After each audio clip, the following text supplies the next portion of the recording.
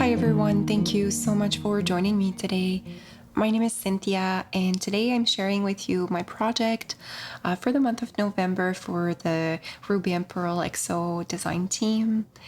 And what I decided to do this year, or well, not this year, but this month, was to alter this little box that I have here. It's a jewelry box that I received a gift in, and I wanted to kind of repurpose it to, of course, still serve the same purpose of putting a little gift inside of it, but I wanted to make it a little bit more Christmas themed as the holidays are approaching.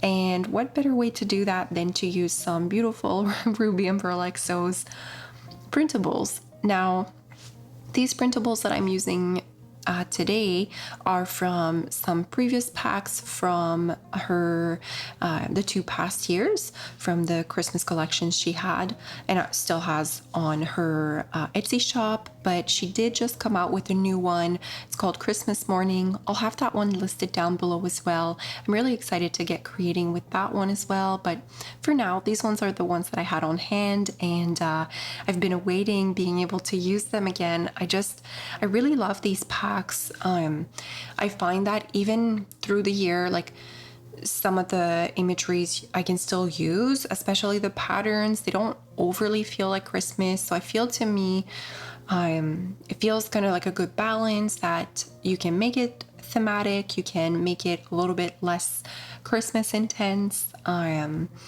I do really appreciate that.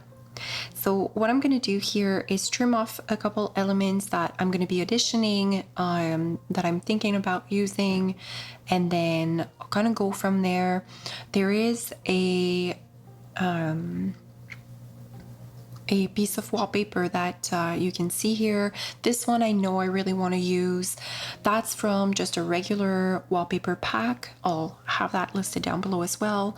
But I really loved the coloring for that, and it kind of made me feel a little bit Christmassy without, again, being overly Christmassy. So not that there's like I do use some very Christmassy stuff as well, but that I reserve that more for like my Christmas journal rather than just my regular journaling or a little project like this.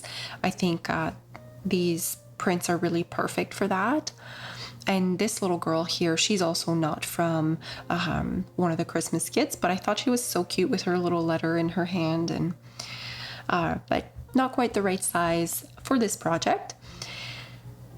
So I'm just picking out here how I'm gonna go ahead and cover the top part of the box. I don't want to cover the whole box entirely. I do like that pink shade. I think it goes well with the reefs that are present on this print, and it kind of just all kind of goes together. So I'm just going to trim that off a little bit so that it fits perfectly on there, and then I'll move on to the next step. And you can really have a lot of fun with this. I mean, I have lots of little boxes, and I've been thinking I could alter some of them, not in a Christmas theme, but just with regular floral prints or other printables that I find really pretty, and use those as form of both decoration and serve the dual purpose of holding some of those little items like my paper clips and my eyelets and all those sorts of things that I have laying around my desk. It's kind of perfect for that. Now, I'm also going to be pulling out a few kind of more precious items that I think I'd like to use to alter this box. I'm going to pull a couple, but ultimately I'm not going to use all of them, but they serve as form of inspiration and possibilities. So I have some like little gems that I pulled out, and then I have that piece of fabric. I am going to use that little scrap of fabric. I've been holding on to it like many other things, and this just felt right. The colorings felt good, and it felt to me like if I added this to the inside of the box would suddenly feel so precious, and that's really what I want out of this little box.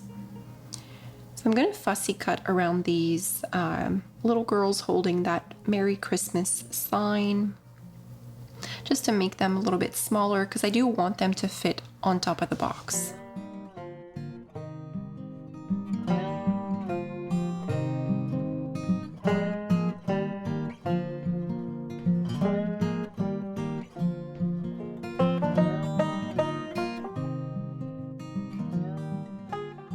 I hope you're all doing well.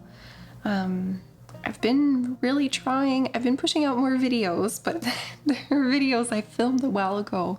I've just really been struggling with being consistent on social media, and it's just been, there's no real reason. It's just been busy time of year, busy season of life, I guess, and kind of lack the energy to do so. I feel a little bit too drained to be able to be present all the time. And I know some people gain a lot of energy out of being on social media and being able to share, whereas for me, it kind of tends to have the opposite effect, that I feel like I have to, and then it makes me feel like I'm not doing it enough, like I'm not responding enough, I'm not commenting enough and liking enough. And so I kind of react to it as like just shoving it away, and that's not good either, but trying to find balance.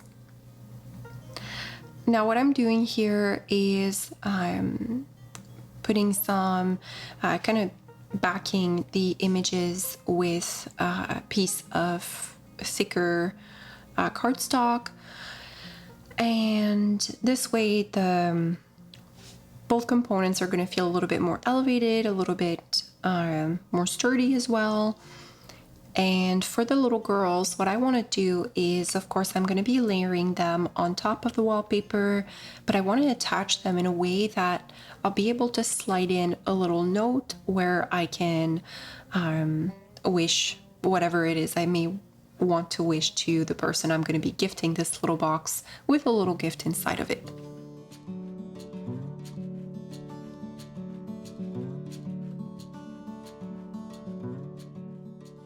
How are you all feeling about the holidays? And they're really creeping, like they're going to be happening really soon. Typically around this time of year, I'm almost ready to start looking into my Christmas decorations. And in Canada, we have Thanksgiving in October, so Thanksgiving is long gone for us. So really there's no things to be waiting out for. This coming weekend we have Remembrance Day, but then typically after Remembrance Day I go ahead and set up my tree. But this year I feel a little bit different about it. I don't know if I'm ready quite yet to put up my tree. I love Christmas and it brings me so much joy, but we're in a new space and the seasons here are a little bit different than where we used to live. To give you a little bit of an example, this past week that just happened, where we used to live, they got a ton of snow. Meanwhile, yesterday, my husband and I were having a picnic at the beach. So a little bit different, about 20 degrees difference. And that makes a big difference in terms of making you feel the spirits of the holidays and the cooler season. And for those of you who live in those warmer states and warmer areas, I wonder what that's like for you as well. I've visited my father in Florida a few times for Christmas, and it's always different. It has a completely different atmosphere to it, and it's not bad per se or anything like that. It's just not what I'm used to. And so, I mean, it's really interesting. So we'll see how I feel when next weekend comes. And if I feel up for putting my Christmas tree, I'm not too sure yet. I might have to wait a couple more weekends, but we'll see. For now, I'm going to be enjoying these Christmas crafts, and that's how I'm going to be getting into the spirits of it all. Now I'm backing the bottom of the box as well. There was a little label, so I ripped off the label, but I did want to make the bottom of the box feel intentional. So I used another piece of a printable to do that. And then I'll use just a small amount of glue to lightly adhere the fabric onto the box and the inside, and I'll use my bone folder to kind of press that down a little bit. It's a very delicate fabric, so I didn't want the glue to really be seeping through it, and that's why I didn't use a whole lot. And it's not an item that needs to be extremely sturdy. I mean, nobody's gonna be using the box and opening, closing, and trying to rip out the fabric. So I'm not too worried in terms of longevity on how well that's stuck down to the box.